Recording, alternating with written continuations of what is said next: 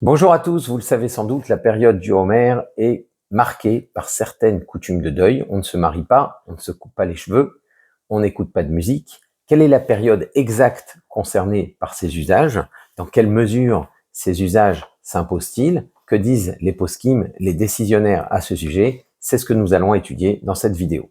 Le Shulchan Aruch, au nom du tour, rapporte qu'on ne se marie pas entre Pessah et Shavuot jusqu'au 33e jour du Homer, parce que c'est en cette période que les élèves de Rabbi Akiva sont morts. Il dit aussi que les fiançailles restent autorisées, c'est ce que tranchent notamment les Gaonim, rapportés par le Rav Yitzhak Ibn Giyat, et il rapporte aussi qu'on ne se coupe pas les cheveux jusqu'au matin du 34e jour du Homer. Par ailleurs, le Magen Avraham rapporte qu'il faut éviter les rondes et les danses durant cette période, et c'est pourquoi depuis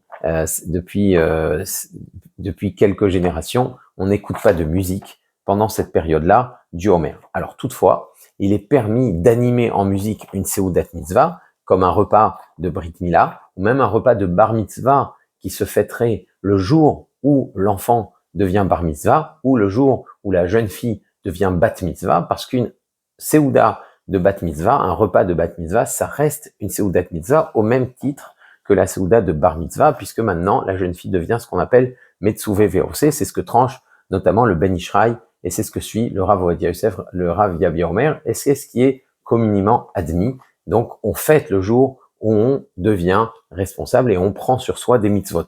Donc ça reste une Seudat Mitzvah, et pour une Seudat Mitzvah, on peut, même pendant le Homer, avoir une animation musicale. À portée fiançailles, le Mishnah Bora rapporte que l'usage reste de s'interdire. Alors jusqu'à quand exactement ces coutumes, ces usages s'imposent? Le Tour rapporte qu'on n'organise pas de mariage depuis Pessah jusqu'à Atzeret, jusqu'à Shavuot. Atzeret étant le nom mishnaïque de la fête de Shavuot. Ça veut dire que c'est toute la période qui sépare Pessah de Shavuot qui est concernée en réalité par ces usages. Et il se fonde sur la Gemara dans Masechet Yevamot qui relate justement cet épisode tragique de la mort des élèves de Rabbi Akiva. Cette Gemara dit que Rabbi Akiva avait 12 000 pères d'élèves, de Gabat jusqu'à Antipras, et qui sont tous morts durant cette période, durant une seule période, de Pessah jusqu'à Shavuot, d'une épidémie de Ascara. Ascara, c'est la diphtérie. Donc ça veut dire que une épidémie de Ascara, de diphtérie, a décimé tous les élèves de Rabbi Akiva dans cette courte période de temps, et parce que c'était très tragique, c'est pour cela qu'on n'organise pas de mariage durant cette période. Alors pourquoi une telle tragédie a touché les élèves de Rabbi Akiva? Dit la Gemara, c'est parce qu'ils ne se seraient pas suffisamment respectés l'un l'autre. Voilà ce que dit la Gemara. Mais le Abu Dharam, le Ibn Ayachi et le Rav Ibn Shouib rapportent que cet interdit n'est de vigueur que jusqu'à l'Agba Omer, jusqu'au 33e jour du Homer. Pourtant, notre Gemara dit bien jusqu'à Shavuot, jusqu'à Atzeret. Alors, il s'appuie, et ces décisionnaires, ces poskim, le Abu Dharam, le Ibn Ayachi, qui sont rapportés par le Bet Yosef et qui font autorité. Il s'appuie sur un midrash qui affirme que les élèves de Rabbi Akiva ne seraient pas morts jusqu'à Atzeret, jusqu'à la fête de Shavuot, mais jusqu'à Pros à Atzeret, jusqu'à la moitié de la période qui prépare la fête de Shavuot. Ça veut dire quoi la moitié de la période qui prépare la fête de Shavuot? Eh bien, le Rav Ibn Shouiv, il explique qu'une fête se prépare 30 jours à l'avance. On commence à étudier les règles et halachot de la fête de Pessah 30 jours avant la fête de Pessah, par exemple. Eh bien, c'est la même chose pour les autres fêtes. On a besoin de 30 jours pour préparer la fête de Sukkot et 30 jours pour préparer la fête de Shavuot. Ainsi, quand on dit Pros Haratzeret, il s'agit de la moitié de cette période. Parous, ça veut dire tranché. Donc, la moitié de cette période de 30 jours, eh bien, c'est une période de 15 jours. Jusqu'à 15 jours avant Shavuot, les élèves de Rabbi Akiva mouraient de cette terrible épidémie de diphtérie.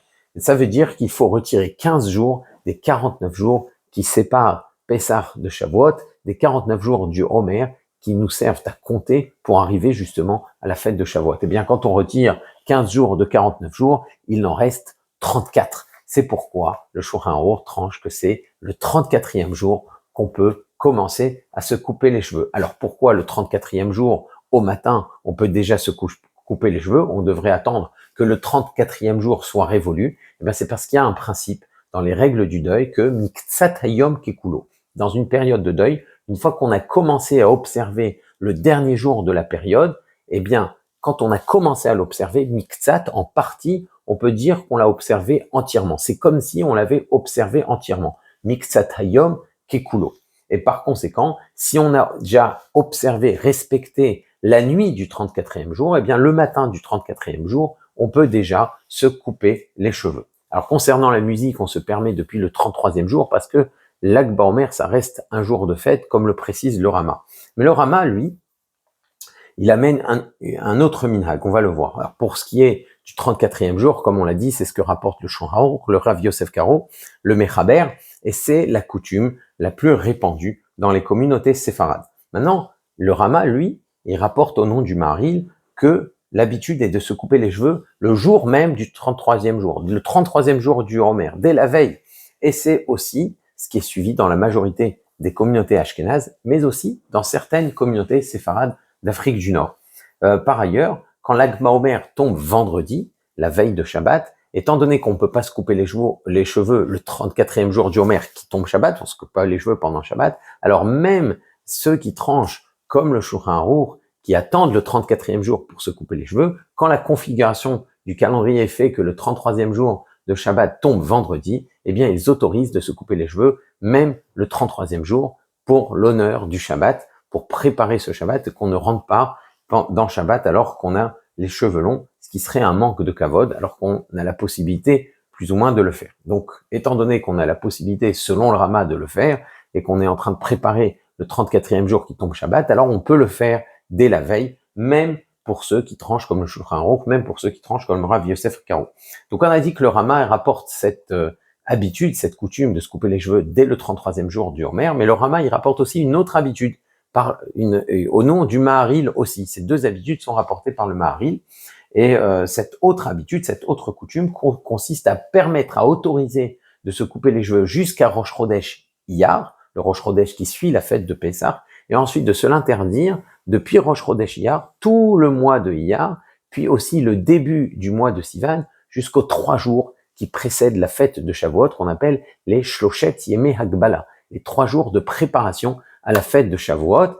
Comme la Torah le relate, le Ham Israël et Bnei Israël ont eu la recommandation transmise par Moshe de se préparer 3 jours avant le don de la Torah, et bien de la même manière, Shavuot, qui, selon la tradition, célèbre le don de la Torah, et bien 3 jours auparavant, prépare déjà la fête de Shavuot, et on peut déjà commencer à se couper les cheveux, à se préparer pour ce Yom Tov qui célèbre le don de la Torah. Voilà ce que rapporte le Maharil, c'est l'autre coutume, l'autre habitude rapportée par le Rama. Donc, 2 habitudes à rapporter par le Rama. La première, depuis Pessah jusqu'au 33e jour du Homer. Le 33e jour du Homer, on a déjà le droit de se couper les cheveux. Et deuxième habitude rapportée par le Rama, depuis Rosh Chodesh Iyar jusqu'aux 3 jours qui précèdent Shavuot, donc jusqu'au 3 Sivan au matin, où là, on peut se couper les cheveux. Alors, comment comprendre ces 2 habitudes-là rapportées par le Rama? Pour le Mechaber, pour le Shulchan Aruch, on a compris, il s'appuie sur un midrash qui dit Ad pros Ad seret, mais sur quoi se fondent ces 2 habitudes rapportées par le Rama? Eh bien, on peut le comprendre selon la logique suivante qui est rapportée dans le Bet Yosef et le Darkei Moshe. Des 49 jours du Homer, dans les 49 jours du Homer, il y a 16 jours pendant lesquels on ne doit pas manifester de Havelut, 7 jours de Pessah, 7 Shabbatot et les 2 jours de Rosh Chodesh. Ça fait en tout 16 jours. Eh bien, quand on déduit 16 jours de 49 jours, il ne reste plus que 33 jours. Donc ça veut dire qu'il y a 33 jours pendant lesquels on doit observer la Havelut des élèves de Rabbi Akiva. Et donc, la période de deuil pour les élèves de Rabbi Akiva, elle est réduite à une période de 33 jours, même si des jours de fête et de Shabbat en font partie. Donc, quand on ne se coupe pas les cheveux, on va ne pas se couper les cheveux pendant 33 jours. Maintenant, comment placer ces 33 jours? Eh bien, on peut les placer de 2 manières. On peut compter ces 33 jours depuis le début de Pessah, depuis le 2e jour de Pessah, et les terminer le jour de l'Ag Baomer. Et le premier usage rapporté par le Rama, ça c'est le premier usage rapporté par le Rama, il correspond à ce compte-là, et c'est généralement le plus répandu. On peut aussi se couper les cheveux jusqu'à Rosh Chodesh Iyar et s'en abstenir jusqu'au 3 Sivan au matin. Et là, on couvre aussi une période de 33 jours, et ce deuxième minhag, il est suivi. Donc selon ce deuxième minhag, bien sûr, on peut se couper les cheveux jusqu'à Rosh Chodesh, Iyar, et c'est justement ce deuxième minhag, cette deuxième coutume qui est rapportée par le Rama. Alors elle est observée aussi dans les communautés ashkénazes, mais plus particulièrement dans les communautés juives allemandes, ce qu'on appelle des yeke.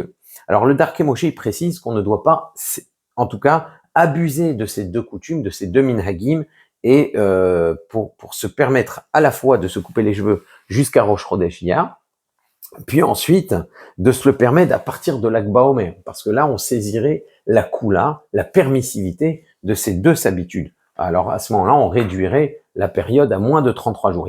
Il faut qu'il y ait absolument 33 jours selon ce deuxième calcul.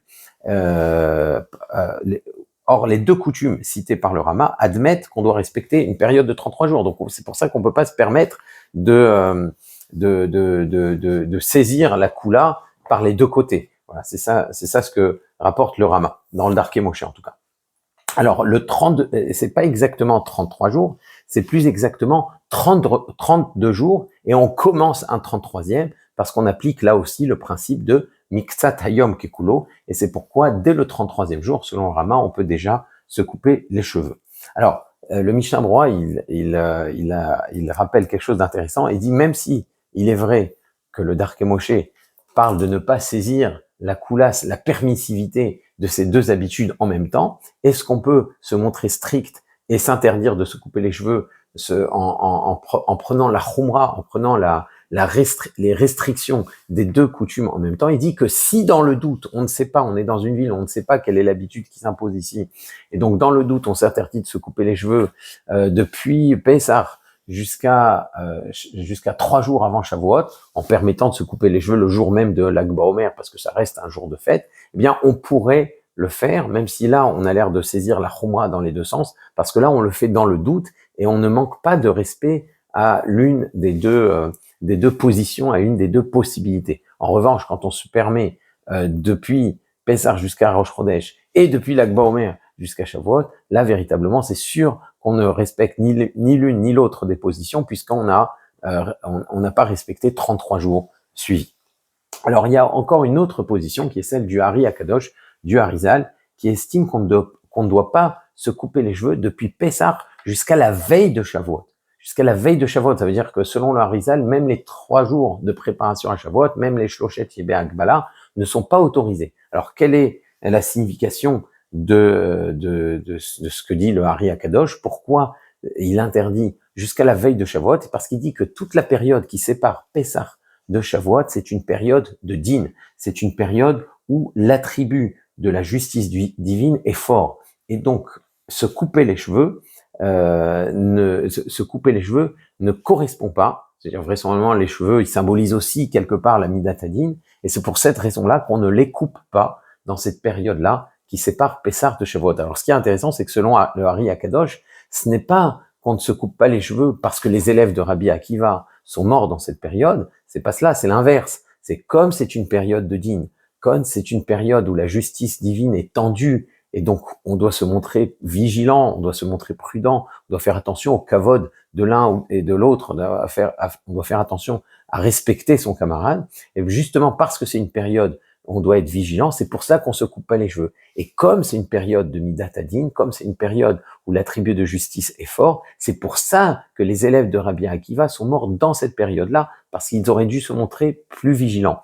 Donc ce n'est pas parce que les élèves de Rabbi Akiva sont morts qu'on ne se coupe pas les cheveux, mais c'est parce qu'on ne se coupe pas les cheveux, parce que il y a la Midat Hadin, c'est à cause de cela que les élèves de Rabbi Akiva sont morts dans cette période. Donc il y a une causalité inversée si on suit la position du Hari Akadosh. Donc certaines communautés, je pense notamment à celle de Gerba, suivent les recommandations du Hari Akadosh et ne se coupent pas les cheveux jusqu'à la veille qui précède le Yom Tov de Shavuot, et même dans l'après-midi qui précède le Yom Tov de Shavuot, même à ce moment-là, le Hari Akadosh l'interdit. Il dit que normalement, il l'interdit pas. Il dit normalement ça devrait être interdit même la veille de Shavuot, parce que c'est encore une période de Midat Hadin, mais comme on ne peut pas rentrer dans la fête de Shavuot avec les cheveux longs, ce n'est pas respectable pour la fête, alors on l'autorise quand même. Mais normalement, jusqu'à Shavuot passé, on ne devrait pas se couper les cheveux, puisque la Midat Hadin s'étend jusqu'à la fête de Shavuot jusqu'à ce qu'on entre enfin dans le Yom Tov de Shavuot. Et c'est juste pas pour l'honneur de la fête de Shavuot qu'on a le droit de se couper les cheveux la veille de la fête. Alors dans le même ordre d'idée, le Ari Akadosh recommande de ne pas se couper les cheveux l'après-midi parce que l'après-midi justement c'est la période de la mitadadin, c'est la période de la tribu de justice, c'est la période de la tfila de Mincha, la prière de Mincha instituée par Yitzhak Avinu, le patriarche Yitzhak, qui lui représente justement la tribu de justice, la rigueur. Et donc c'est pour cela que si on veut se couper les cheveux, d'après le Harizal, il faut privilégier la matinée et non l'après-midi. Donc voilà les coutumes, on va dire, les principales concernant les usages de deuil pendant la période du Homer. Alors, est-ce qu'on peut dire la bénédiction, la bracha de Shechianu pendant la période du Homer? Le Mishnah Mora, il recommande d'éviter d'ajouter de la joie pendant cette période, et donc il dit qu'il ne faudrait dire cette bracha de Shechianu que si l'occasion se présente. Autrement dit, on ne doit pas provoquer cette bracha de Shechianu. Alors, le Chazon Ovadia, du Rav Ovadia Yosef, il a l'air aussi d'aller dans ce sens, puisque il dit qu'il est possible de dire la bracha de Shechianu sur des fruits de saison, donc ça veut dire ça, c'est l'occasion qui se présente, si on peut dire.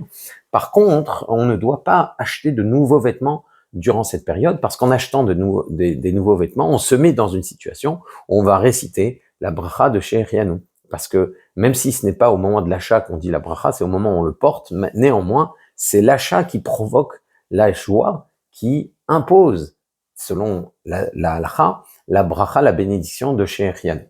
Donc, pour les fruits nouveaux, les fruits de saison qui viennent pendant cette période estivale qui commence, eh bien, on pourrait dire la bracha de Shechianu, on peut dire que l'occasion se présente, tandis que quand on achète de nouveaux vêtements, on se met dans une situation où on dit la bracha de Shechianu, et cela, il faut l'éviter, comme le dit le Mishnah Mora. Alors, pour la période de Ben Hametzarim, on se montre un peu plus strict, et même Shechianu sur les fruits nouveaux, on les évite, à moins que ce soit pendant Shabbat. Si l'occasion se présente, on ne devrait dire cette bracha que pendant les Shabbatot au moins, parce que le Shabbat atténue évidemment les restrictions des règles du deuil. Alors si on achète des nouveaux vêtements pour préparer une fête de mitzvah comme un mariage, on a le droit de le faire, on a le droit d'acheter ces vêtements parce que si on le fait pas maintenant, après on va se retrouver au dépourvu.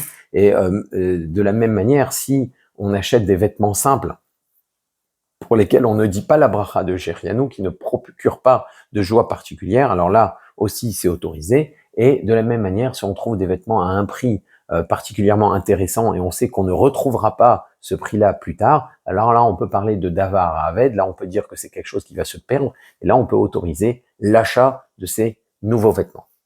Donc voilà l'essentiel pour des coutumes de deuil qui concernent la période du Homer. Dans une prochaine vidéo, on expliquera les circonstances historiques qui expliquent ces